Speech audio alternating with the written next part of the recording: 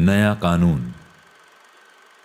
मंगू कोचवान अपने अड्डे में बहुत अक्लमंद समझा जाता था। गो उसकी तालीमी हैसियत सिफर के बराबर थी और उसने कभी स्कूल का मुंह भी नहीं देखा था, लेकिन इसके बावजूद उसे दुनिया भर की चीजों का इल्म था। अड्डे के वो तमाम कोचवान जिनको ये जानने की ख्वाहिश होती थी कि दुनिया के अंदर क्या हो रहा है, उस्ताद मंगू की वसी मालूमात से अच्छी तरह वाकिफ थे। पिछले दिनों जब उस्ताद मंगू ने अपनी एक सवारी से स्पेन में जंग छिड़ जाने की अफवाह सुनी थी, तो उसने गामा चौधरी के चौड़े कांधे पर थपकी देकर मुदब्बिराना अंदाज में पेशनगोई की थी। देख लेना चौधरी, थोड़े ही दिनों में स्पेन में जंग छिड़ जाएगी। और जब गामा चौधरी ने उससे ये पूछा था कि स्पेन कहाँ वाक़ है, तो उस्ताद मंगू ने बड़ी मतानत से जवाब दिया था, विलायत में और कहाँ। स्पेन में जंग छिड़ी और जब हर शख्स को इसका पता चल गया तो स्टेशन के अड्डे में जितने कोचवान हल्का बनाए हुक्का पी रहे थे, दिल ही दिल में उस्ताद मंगू की बड़ाई का एतराफ कर रहे थे। और उस्ताद मंगू उस वक्त माल रोड की चमकीली सतह पर तांगा चलाते हुए अपनी सवारी से ताज़ा हिंदू मुस्लिम फसाद पर तबादला ख्याल कर रहा था। उस रोज शाम के करीब जब वो अड्डे में आया तो उसका चेहरा गैर मामूली तौर पर तमतमाया हुआ था। हुक्के का दौर चलते चलते जब हिंदू मुस्लिम फसाद की बात छिड़ी तो उस्ताद मंगू ने सर पर से खाकी पगड़ी उतारी और बगल में दाब कर बड़े मुफक्किराना लहजे में कहा, यह किसी पीर की बद्दुआ का नतीजा है कि आए दिन हिंदुओं और मुसलमानों में चाकू और छुरियां चलते रहते हैं। और मैंने अपने बड़ों से सुना है कि अकबर बादशाह ने किसी दरवेश का दिल दुखाया था और उस दरवेश ने जलकर यह बद्दुआ दी थी, जा तेरे हिंदुस्तान में हमेशा फसाद ही होते रहेंगे। और देख लो, जब से अकबर बादशाह का राज खत्म हुआ है, हिंदुस्तान में फसाद पर फसाद होते रहते हैं। ये कहकर उसने ठंडी सांस भरी और फिर हुक्के का दम लगाकर अपनी बात शुरू की। ये कांग्रेसी हिंदुस्तान को आजाद कराना चाहते हैं। मैं कहता हूं अगर ये लोग 1000 साल भी सर पटकते रहे तो कुछ ना होगा। बड़ी से बड़ी बात यह होगी कि अंग्रेज चला जाएगा और कोई इटली वाला आ जाएगा, या वो रूस वाला जिसकी बाबत मैंने सुना है कि बहुत तगड़ा आदमी है, लेकिन हिंदुस्तान सदा गुलाम रहेगा। हाँ, मैं ये कहना भूल ही गया कि पीर ने यह बद्दुआ भी दी थी कि हिंदुस्तान पर हमेशा बाहर के आदमी राज करते रहेंगे। उस्ताद मंगू को अंग्रेजों से बड़ी नफरत थी और इस नफरत का सबब तो वो ये बतलाया करता था कि वो उसके हिंदुस्तान पर अपना सिक्का चलाते हैं और तरह तरह के जुल्म ढाते हैं। मगर उसके इस तनफुर की सबसे बड़ी वजह यह थी कि छावनी के गोरे उसे बहुत सताया करते थे। वो उसके साथ ऐसा सलूक करते थे गोया वो एक जलील कुत्ता है। इसके अलावा उसे उनका रंग भी बिल्कुल पसंद न था। जब कभी वो गोरे के सुर्ख सफ़ेद चेहरे को देखता तो उसे मतली सी आ जाती। न मालूम क्यों वो कहा करता था कि इनके लाल झुर्रियों भरे चेहरे को देखकर मुझे वो लाश याद आ जाती है जिसके जिस्म पर से ऊपर की झिल्ली गल गल कर झड़ रही हो। जब किसी शराबी गोरे से उसका झगड़ा हो जाता तो सारा दिन उसकी तबीयत मुकद्दर रहती और वो शाम को अड्डे में आकर हिल मार कर सिगरेट पीता या हुक्के के कश लगाते हुए उस गोरे को जी भर कर सुनाया करता। चंद मोटी मोटी गालियां देने के बाद वो अपने सर को ढीली पगड़ी समेत झटका देकर कहा करता था, आग लेने आए थे, अब घर के मालिक ही बनकर बैठ गए हैं। नाक में दम कर रखा है इन बंदरों की औलादों ने, यूं रोब गांठते हैं गोया उनके बाबा के नौकर हैं। इस पर भी उसका गुस्सा ठंडा नहीं होता था। जब तक उसका कोई साथी उसके पास बैठा रहता वो अपने सीने की आग उगलता रहता। शक्ल देखते हो ना तुम उसकी, जैसे कोड़ हो रहा हो, बिल्कुल मुर्दार। एक धप्पे की मार और गिटपिट यूं बक रहा था जैसे मार ही डालेगा। तेरी जान की कसम, पहले पहल जी में आई कि मला उनकी खोपड़ी के पुर्जे उड़ा दूं, लेकिन इस ख्याल से टल गया कि उस मर्दूद को मारना अपनी हतक है। ये कहते कहते थोड़ी देर के लिए वो खामोश हो जाता और नाक को खाकी कमीज की आस्तीन से साफ करने के बाद फिर बुड़बुड़ाने लगता। कसम है भगवान की, इन लाट साहबों के नाज उठाते उठाते तंग आ गया हूं। जब कभी उनका मनहूस चेहरा देखता हूं रगों में खून खौलने लगता है। कोई नया कानून वानून बने तो इन लोगों से निजात मिले, तेरी कसम जान में जान आ जाए। और जब एक रोज उस्ताद मंगू ने कचहरी से अपने तांगे पर 2 सवारियां ला दी और उनकी गुफ्तगू से उसको पता चला कि हिंदुस्तान में जदीद आईन नाफिज होने वाला है, तो उसकी खुशी की कोई इंतहा न रही। वो मारवाड़ी जो कचहरी में अपने दीवानी मुकदमे के सिलसिले में आए थे, घर जाते हुए जदीद आईन यानी इंडिया एक्ट के बारे में आपस में बातचीत कर रहे थे। سنا ہے کہ 1 اپریل سے ہندوستان میں نیا قانون چلے گا، کیا ہر چیز بدل جائے گی؟ ہر چیز تو نہیں بدلے گی، مگر کہتے ہیں کہ بہت کچھ بدل جائے گا اور ہندوستانیوں کو آزادی مل جائے گی۔ کیا بیاج کے متعلق بھی کوئی نیا قانون پاس ہوگا؟ ان مارواڑیوں کی بات چیت استاد منگو کے دل میں ناقابل بیان خوشی پیدا کر رہی تھی۔ وہ اپنے گھوڑے کو ہمیشہ گالیاں دیتا تھا اور چابک سے بہت بری طرح پیٹا کرتا تھا، مگر اس روز وہ بار بار پیچھے مڑ کر مارواڑیوں کی طرف دیکھتا رہا اور اپنی بڑی ہوئی مونچھوں کے بال ایک انگلی سے بڑی صفائی کے ساتھ اونچے کر کے گھوڑے کی پیٹھ پر باگیں ڈھیلی کرتے ہوئے بڑے پیار سے کہتا، چل بیٹا چل، ذرا ہوا سے باتیں کر کے دکھا دے۔ مارواڑیوں کو ان کے ٹھکانے پر پہنچا کر اس نے انارکلی میں دینو حلوائی کی دکان پر آدھ سیر دہی کی لسی پی کر ایک بڑی ڈکار لی اور مونچھوں کو منہ میں دبا کر ان کو چوستے ہوئے ایسے ہی بلند آواز میں کہا، ہاں تیری ایسی کی تیسی۔ شام کو جب وہ اڈے کو لوٹا تو خلاف معمول اسے وہاں اپنی جان پہچان کا کوئی آدمی نہ مل سکا۔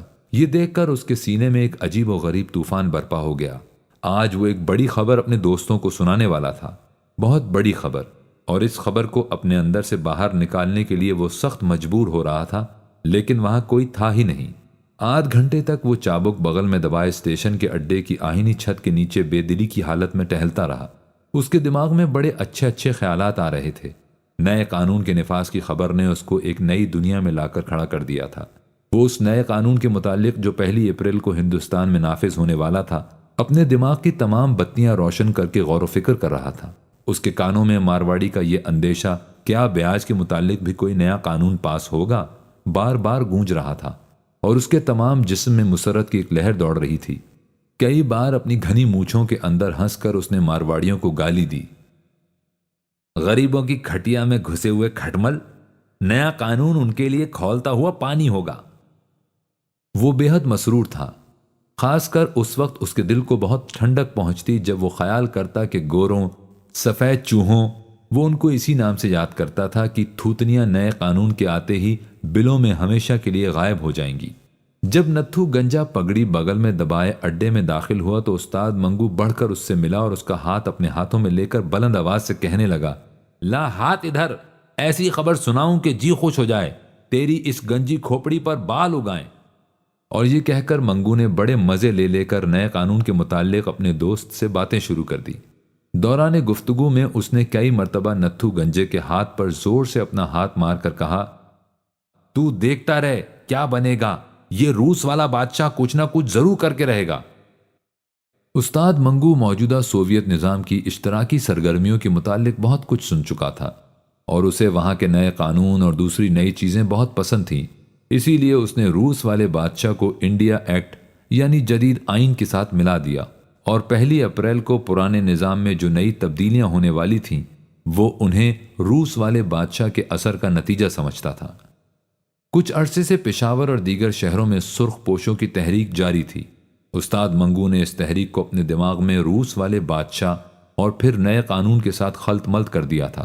اس کے علاوہ وہ جب کبھی کسی سے سنتا کہ فلاں شہر میں اتنے بم ساز پکڑے گئے ہیں یا فلاں جگہ اتنے آدمیوں پر بغاوت کے الزام میں مقدمہ چلایا گیا ہے تو ان تمام واقعات کو نئے قانون کا پیش خیمہ سمجھتا اور دل ہی دل میں بہت خوش ہوتا تھا۔ ایک روز اس کے تانگے میں 2 بیرسٹر بیٹھے نئے آئین پر بڑے زور سے تنقید کر رہے تھے اور وہ خاموشی سے ان کی باتیں سن رہا تھا۔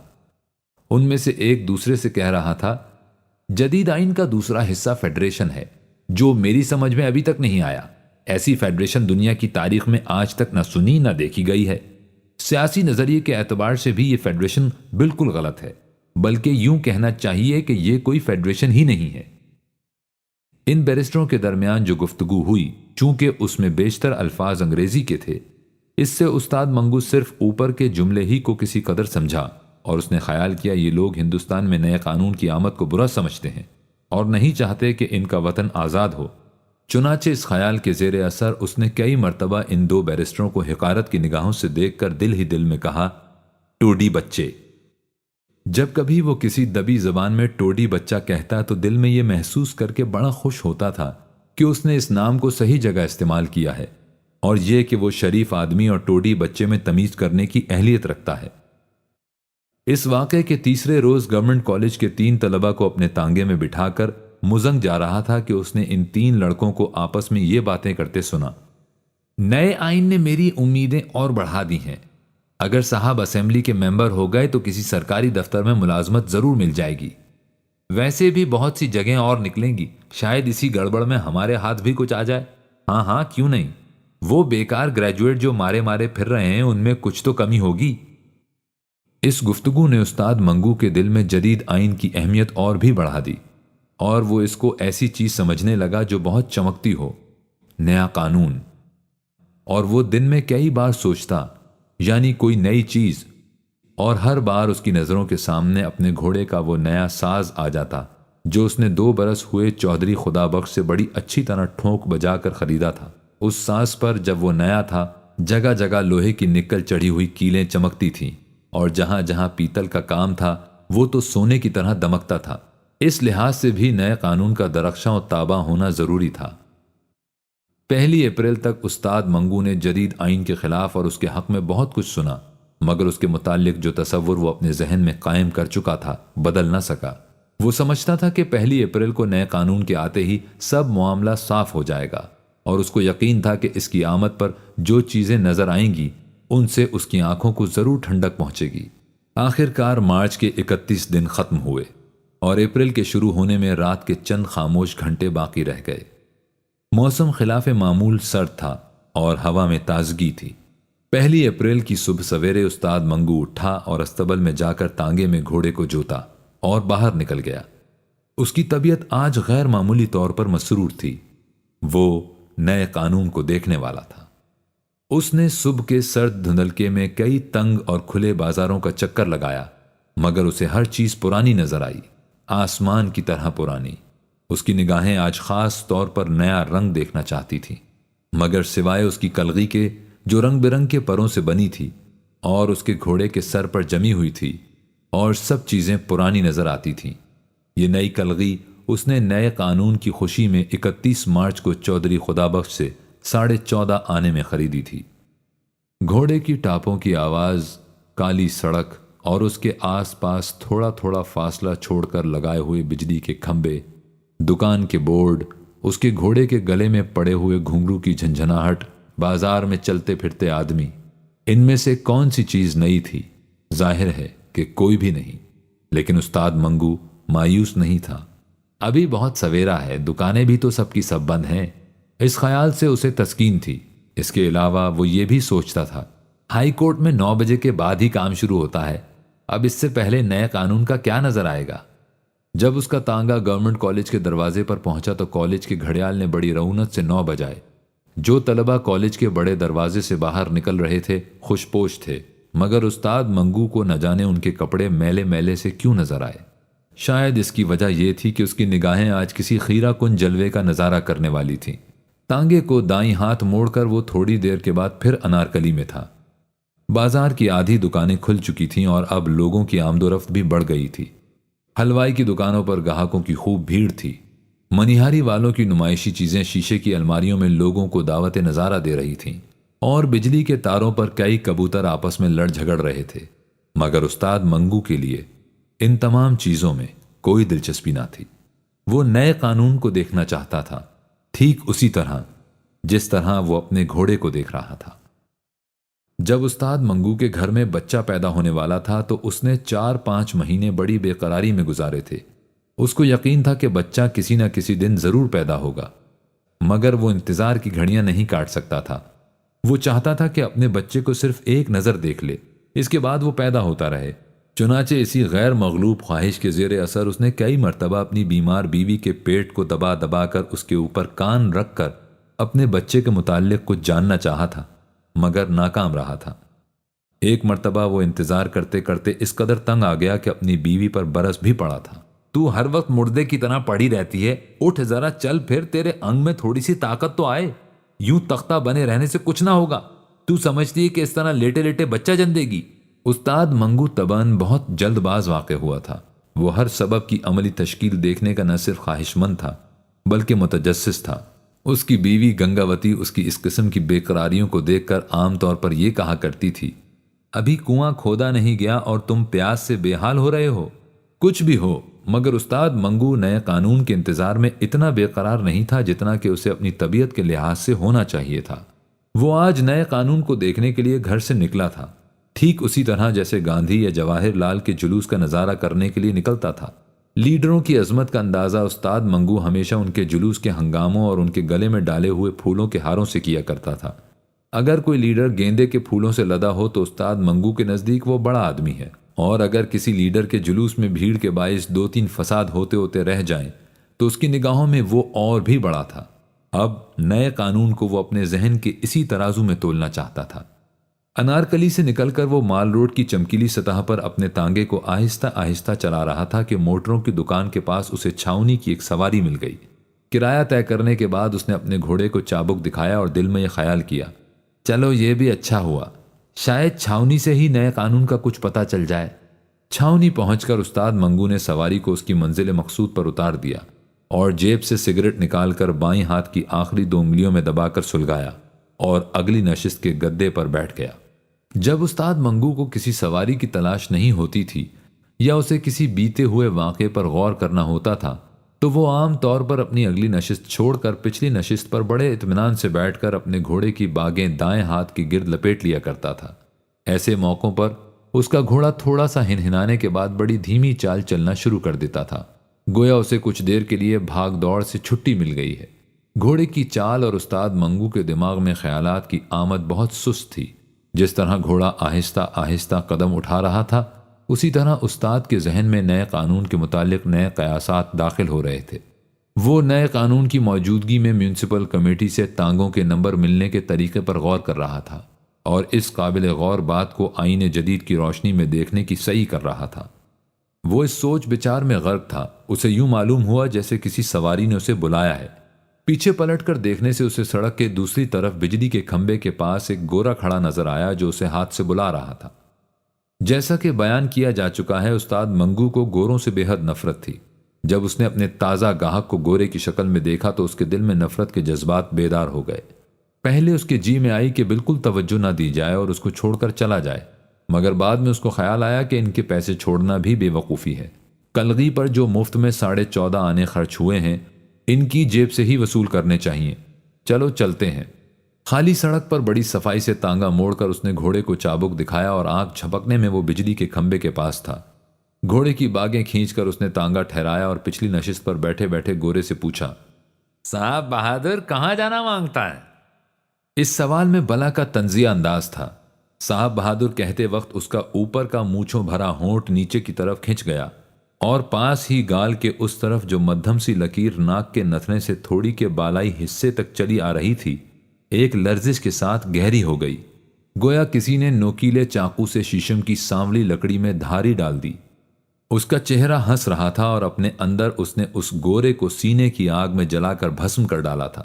جب گورے نے جو بجلی کے کھمبے کی اوٹ میں ہوا کا رخ بچا کر سگریٹ سلگا رہا تھا مڑ کر تانگے کے پائیدان کی طرف قدم بڑھایا تو اچانک استاد منگو اور اس کی نگاہیں چار ہوئیں اور ایسا معلوم ہوا کہ بیک وقت آمنے سامنے کی بندوقوں سے گولیاں خارج ہوئیں اور آپس میں ٹکرا کر ایک آتشی بگولا بن کر اوپر کو اڑ گئیں۔ استاد منگو جو اپنے دائیں ہاتھ سے باغ کے بل کھول کر تانگے پر سے نیچے اترنے والا تھا، اپنے سامنے کھڑے گورے کو یوں دیکھ رہا تھا گویا وہ اس کے وجود کے ذرے ذرے کو اپنی نگاہوں سے چبا رہا ہے، اور گورا اس طرح اپنی نیلی پتلون پر سے غیر مرئی چیزیں جھاڑ رہا تھا گویا وہ استاد منگو کے اس جملے سے اپنے وجود کے کچھ حصے کو محفوظ رکھنے کی کوشش کر رہا ہے۔ گورے نے سگریٹ کا دھواں نکالتے ہوئے کہا، جانا مانگتا یا پھر گڑبڑ کرے گا؟ وہی ہے۔ یہ الفاظ استاد منگو کے ذہن میں پیدا ہوئے اور اس کی چوڑی چھاتی کے اندر ناچنے لگے۔ وہی ہے۔ اس نے یہ الفاظ اپنے منہ کے اندر ہی اندر دہرائے اور ساتھ ہی اسے پورا یقین ہو گیا کہ وہ گورا جو اس کے سامنے کھڑا تھا وہی ہے جس سے پچھلے برس اس کی جھڑپ ہوئی تھی، اور اس خامخواہ کے جھگڑے میں جس کا باعث گورے کے دماغ میں چڑھی ہوئی شراب تھی اسے تون کر بہت سی باتیں سہنا پڑی تھیں۔ استاد منگو نے گورے کا دماغ درست کر دیا ہوتا بلکہ اس کے پرزے اڑا دیے ہوتے، مگر وہ کسی خاص مصلحت کی بنا پر خاموش ہو گیا تھا۔ اس کو معلوم تھا کہ اس قسم کے جھگڑوں میں عدالت کا نزلہ عام طور پر کوچوانوں ہی پر گرتا ہے۔ استاد منگو نے پچھلے برس کی لڑائی اور 1 اپریل کے نئے قانون پر غور کرتے ہوئے گورے سے کہا، کہاں جانا مانگتا ہے؟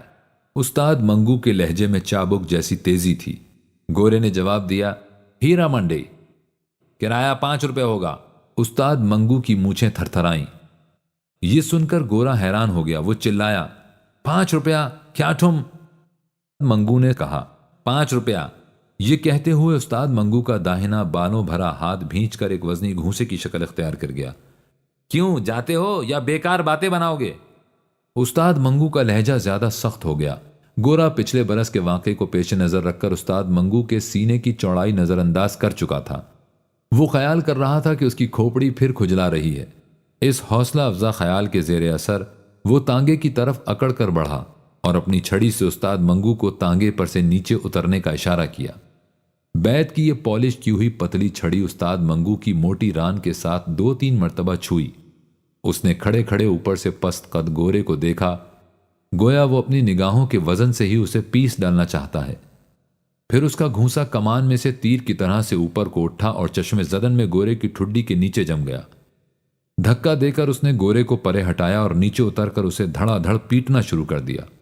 ششدر و متحیر گورے نے ادھر ادھر سمٹ کر استاد منگو کے وزنی گھونسوں سے بچنے کی کوشش کی، اور جب دیکھا کہ اس کے مخالف پر دیوانگی کی سی حالت طاری ہے اور اس کی آنکھوں میں سے شرارے برس رہے ہیں تو اس نے زور زور سے چلانا شروع کیا۔ اس چیخو پکار نے استاد منگو کی باہوں کا کام اور بھی تیز کر دیا، جو گورے کو جی بھر کے پیٹ رہا تھا اور ساتھ ساتھ یہ کہتا جاتا تھا، 1 اپریل کو بھی وہی اکڑفوں، 1 اپریل کو بھی وہی اکڑفوں، اب ہمارا راج ہے بچہ۔ لوگ جمع ہو گئے اور پولیس کے 2 سپاہیوں نے بڑی مشکل سے گورے کو استاد منگو کی گرفت سے چھڑایا۔ استاد منگو ان 2 سپاہیوں کے درمیان کھڑا تھا۔ اس کی چوڑی چھاتی پھولی ہوئی سانس کی وجہ سے اوپر نیچے ہو رہی تھی، منہ سے جھاگ بہ رہا تھا اور اپنی مسکراتی ہوئی آنکھوں سے حیرت زدہ مجمع کی طرف دیکھ کر وہ ہانپتی ہوئی آواز میں کہہ رہا تھا، وہ دن گزر گئے جب خلیل خان فاختہ اڑایا کرتے تھے، اب نیا قانون ہے میاں، نیا قانون۔ اور بیچارہ گورا اپنے بگڑے ہوئے چہرے کے ساتھ بے وقوفوں کی مانند کبھی استاد منگو کی طرف دیکھتا تھا اور کبھی ہجوم کی طرف۔ استاد منگو کو پولیس کے سپاہی تھانے میں لے گئے۔